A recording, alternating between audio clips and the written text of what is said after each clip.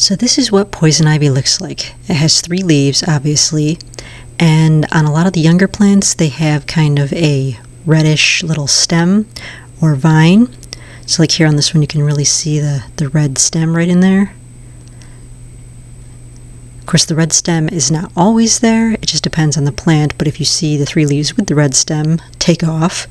Now this one here has a green stem, so like I say, you can't always use the red stem, but it still has the 3 leaves.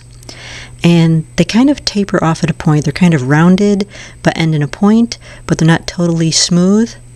They have like little ripples or jagged edges, and those are very helpful in identifying it because the leaves are not totally smooth. Poison ivy also often grows in groups, so when you find one piece like this, you'll also often find many more in the same area. And obviously I'm only touching this with a stick because I don't want poison ivy.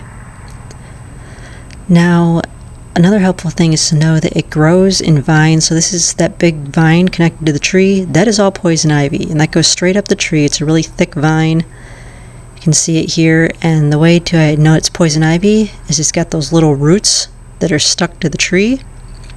And here's a piece of the poison ivy leaves coming out of it, but in the wintertime you can't see the leaves, but you can still get poison ivy if you rub up against the vine. So if you see a vine like this that's growing to the tree, it's quite likely poison ivy. And they can be thick, they can be thin, they can be all different sizes. And if it's in the summer, they usually have a few leaves sticking out of them a little bit every now and again.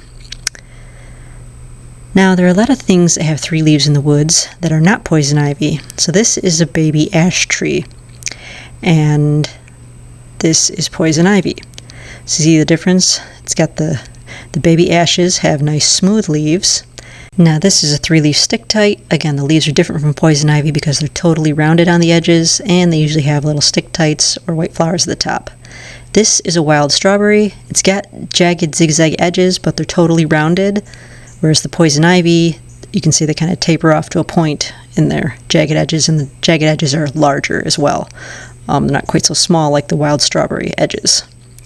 This is a wild raspberry or blackberry, depending on where you live, what you call them. They are super pointed. You can see the poison ivy is not quite as pointed as they are. The raspberries are super pointed, and they have texture on the top, so you can kind of see the veins are textured here, and they also have thorns on the stem, so you can tell the difference between poison ivy because poison ivy has no thorns.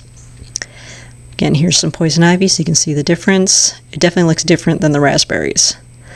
And this next one here is a thimbleberry. So they've got really broad leaves. They're textured just like the black raspberries are, and they go to a point, but they're really wide, broad leaves, and again they have thorns on the stem, so you can tell the difference between those and poison ivy. So here's one final shot of poison ivy so you can remember it.